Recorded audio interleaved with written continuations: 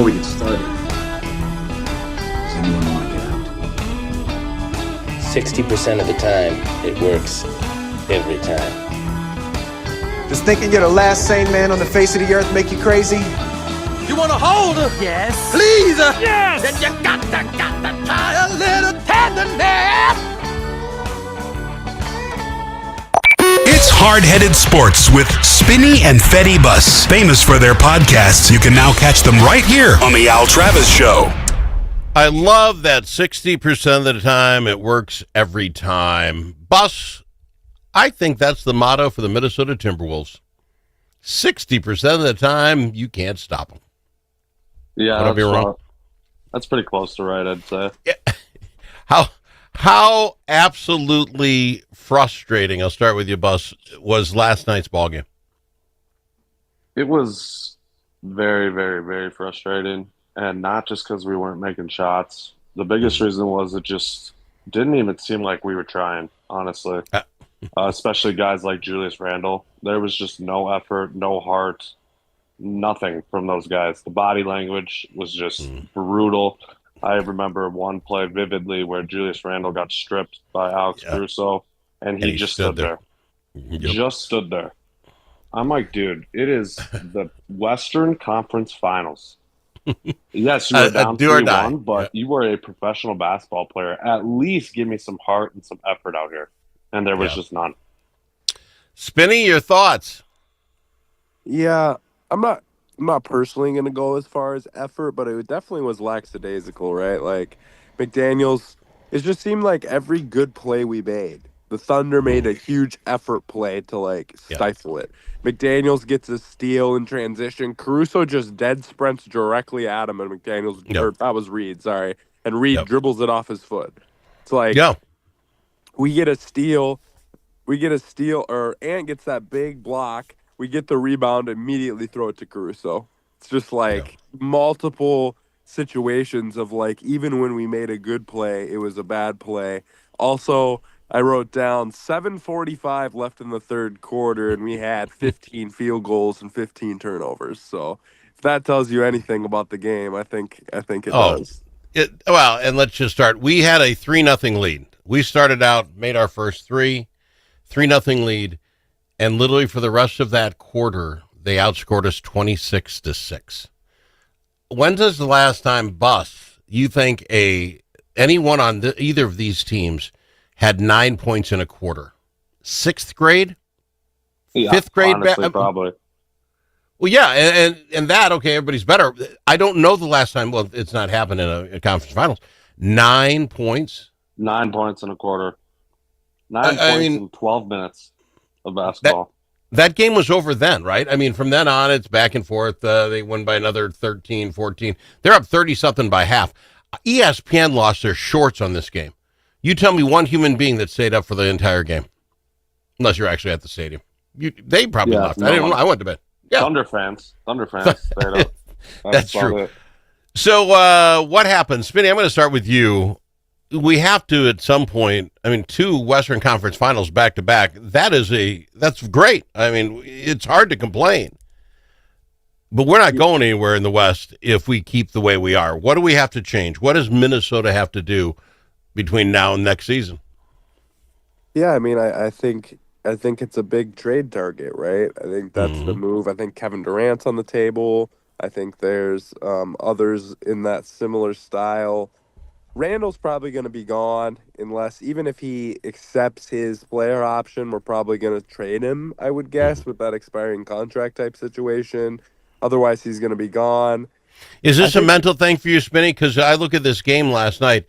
He had the most points of any Timberwolves. He had 24 points. Yeah. It was an ugly game for him. I'm not lying, but he ended up being the only one who scored anything. Yeah, and I'm actually not too mad about his playoff performances overall. I just think that we're going to try to get a max player type level, and I just don't want to give that to Julius Randle. I just don't think he's that production level of a player overall. Now, if he accepts his player option and we can trade for somebody else without him, like, I'd be down to keep him, especially as a third option. but I just don't want him as my second option. I think that was the whole point of the Cat trade, was to get a better second option than Cat, and I don't think that's Julius Randle. And we're probably going to have to pick between Nikhil Alexander-Walker and Naz Reid, which right now I'm still on the Naz Reid camp, so Nikhil Alexander-Walker probably gone, I would guess, this offseason. Bus, with that analysis, I just want to rip Spinny a little bit. I'm a Naz Reid fan, but I think Nicole Alexander-Walker has more upside, wouldn't you? I'm thinking go ahead. I do think Naz Reid has the higher upside just because of that height and that length. You just can't really find a guy that tall with the shooting ability that he has. So I do like his upside a little more, but I'm not trying to lose him at all. So I'm completely with Spinny. I would prefer, hopefully, that Randall just declines his option. That way we can re-sign Naz. But I would imagine Randall is going to accept it. What do we do with Gobert? I know I've been ripping this guy. 19 minutes, 2 points. That was his game. We're stuck with Gobert, Al. Well, because we gave him so much money, right? Four-time defensive player a year. You can't trade that guy to somebody who needs some defense because he can't play. The $100 million years is what's going to stick him here. Agreed, but I think that move was made in order to be able to either, like Bus said, sign Naz and Nah, or sign one of them and trade for Durant or something like that. I think that deal was done to clear cap space for this year and push it down the road farther in order to try to win. I think that was the move with Rudy, the reason we gave him the extension. So we'll see. I think we just got to stick with it. I mean, Rudy's our guy. Out of the three of us, am I the only one who's completely anti-Rudy? Spinny, you seem still on board with him. I'm the most anti-Rudy ever. I wish we had never made the trade in the first place, but I also understand the situation and get that we're kind of just stuck with him. He's our guy. No one wants that's what we did. Yeah. Okay, so let me throw this out to you. If you really want to make some trades and shake something up, the biggest bait we have is Anthony Edwards. Now, I don't think anybody tries harder when he tries. I think he's an absolute natural athlete. Al, come on. But tell me that kid didn't give up. Don't tell me that all year long we'd see games where literally at halves he shot two shots the game before last in the quarter, in the half. Agreed. He shot two. And we all criticized him, and then he came back out in the first and second quarter and literally drove the ball every single time he touched it. Well, every single time he touched it, he went to the rim. Every single time. I'm just saying, if you really wanted to get something, he's the biggest bait we've got, and I don't know if he's enough to carry the squad. Come on. Because Spinny, look through the whole season. Bus, tell him. We were talking throughout the whole season, we'd see games where we're up 24 points, and then Ant walks away. He just stops playing the game, and we lose. We saw this team do the same thing over and over again. I'm not saying Ant's not an absolute unbelievable player, but that's what we've got. Bus, am I wrong? I mean, this team has an issue with not playing 4 quarters of basketball at times. That is an issue. I think that just kind of, I'm going to chalk that up to maybe some immaturity. The guy's still only 23 years old and just made his second straight Western Conference Finals. So in that terms, I think he is ahead of schedule, or at least on schedule in terms of the other superstars that we've seen in the league. I will admit, though, that I do think next season is a very big season for Ant. It's crucial that he needs to take that next step next year as he's 24, and you see those guys like Tatum, LeBron, KD, Steph, et cetera, those guys start to develop into their true form around age 24, 25. So I think next season is crucial for Ant. I don't. Again, he's a great basketball player. Then let's look at everybody else. Mike Conley, God love the guy, great guy. Everybody says he's a great guy. He's not making a ton of money. He also doesn't put the doesn't put the ball in the bucket. No points yesterday. Do you keep a guy on your starting 5 that he's just there for moral support? Spinning? And I like Mike. I mean, Mike's getting old. I think we understand that. I think there's a chance we bring him back on a cheap deal, but he's definitely getting less minutes going forward than he has. I just want to make a point, too, really quick on Anthony Edwards. Sure. Michael Jordan did not make a conference finals until he was 26 years old in his 6th season. So, I think 2 Western Conference Finals at 22 and 23 were getting a little bit overboard. I'm with both of you in the maturity aspect. On and off the court, and has to grow up when it comes to that a little bit, for sure. But the thought of, actually getting rid of him at this point is absolutely crazy to me. I'm just saying, when you're going to look at everything, he's the most valuable on the team, right? If you needed 2-3 really, really good players, you could probably get him for an ant. My only point is what you can get for him. I don't want him to go anywhere. We can build a team around him, but I'm telling you, then you got to look at everybody else. You've already talked about Randall. Conley's getting old. No one likes Gobert. Keep Jade McDaniels, Edwards, move a couple guys up. What do you need? I mean, you bring Durant in, you're in for 1 year, 2 years maybe. Give it a shot if you can afford it. Jaden and Ant are safe for sure. Okay. I don't think you trade Jaden either. He took a lot of steps this year that I needed to see him take, but he took them. Conley though, the Conley aspect, like we just drafted this guy named Rob Dillingham in the top 10. It's time to let the guy get some minutes, because what else was the point to trade up to draft him 8th overall?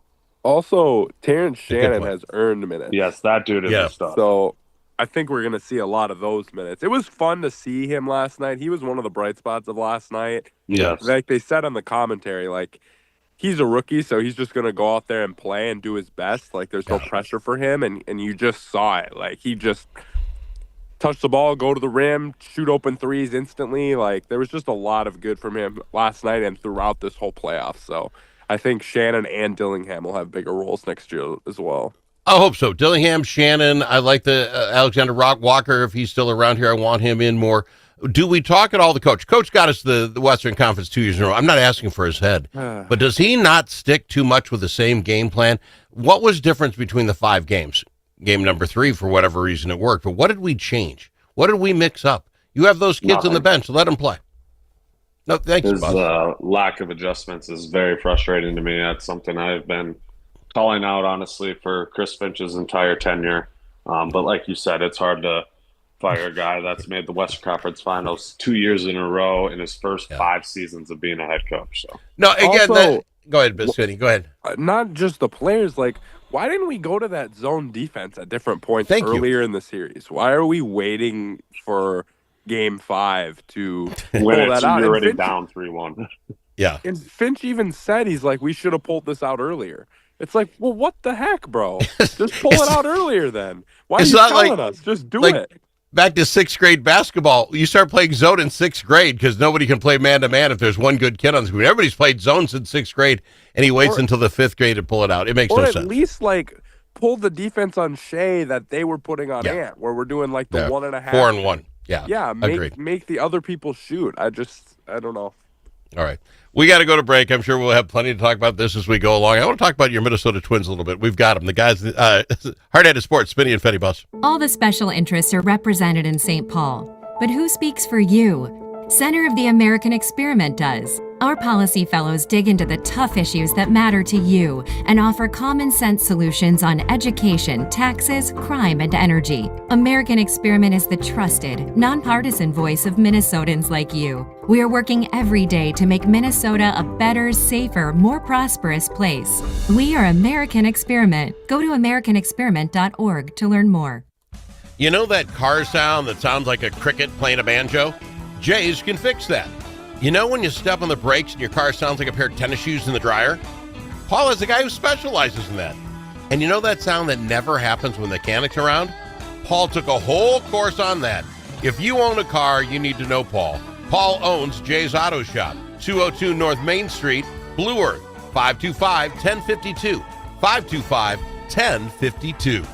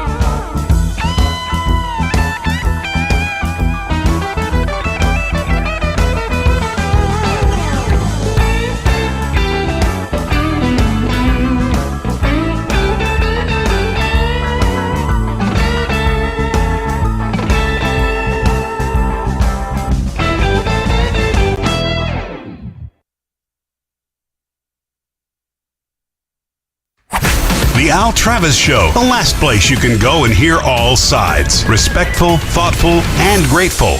We've got him, Spinny and Fetty Bus, on with us. Anything else you want to do to wrap up the Timberwolves? Feel free to jump in. I want to quickly go with the Twins if we can. Minnesota Twins in a battle in the Central. The Central's so much better than I would have believed. We're tied for second place, but we're 6 games back between Detroit, who is for real. What are your thoughts right now on the season, Bus? I think it's kind of going how I expected it to go this point of the season. Just a couple games over 500. That's kind of where I figured we'd land by the end of the season. But yeah, those Tigers, man. I mean, 17 games over 500. I figured they'd be a solid team this year, flirting with the playoffs, but not, best record in. Yeah. Are they still in the MLB? Yeah, best record. Oh yeah, best record in the MLB. Yeah, we're following some tough people. Spinning your thoughts on the Twins all around so far this year. Well, we're 55 games in. We're a third of the way done. Yeah, I mean, we've been playing better as of late, obviously, and a little bit more where I think we're going to be for the whole season, like Bus said. We are plus 26 in run differential in comparison to Cleveland, who are tied with, and Kansas City below us, who are both negative run differentials. So I think that is a good look for us going forward as well. And 18-8 at home, so one of the best home records in the entire MLB, and 12-17 on the road. So the more we can get some road wins, that'll help us out. But we've been awesome at Target Field. Can we be a little negative? I want to just throw out Royce Lewis as an example. I think the coach, God love him, 0 for 24. If you're getting up 4 times in a ball game, he hasn't hit the ball in 6 ball games. I get it; it's a slump. We know what the guy can do when he's doing well. But at some point, don't you try moving some other folks in here? I mean, I'm not booting him out of the majors, but what do you do if a guy's 0 for 24? Yeah, he's got 9 hits only in 65 at bats, 19 games played. Hasn't been a good start. 138 batting average, 200 on base percentage. On base percent, yeah. It's terrible. It is terrible. Yeah, I mean, you gotta let him get some feeling. I mean, obviously he came off an injury to start the season. That's always tough. And you always kind of see guys in the MLB struggle if they start the regular season because it just throws off their spring training and their preseason training resume. So I think you still got to give them some more time. But yeah, I mean, you can't let someone keep batting if they're gonna just be that bad. So yeah. Spinning your thoughts, because you look at a Buxton, Correa. I mean, we have plenty of people who can hit the ball. Wallner, I mean, we have guys who can do it, and Lewis is not. And again, a nice kid. I'm not trying to rip him.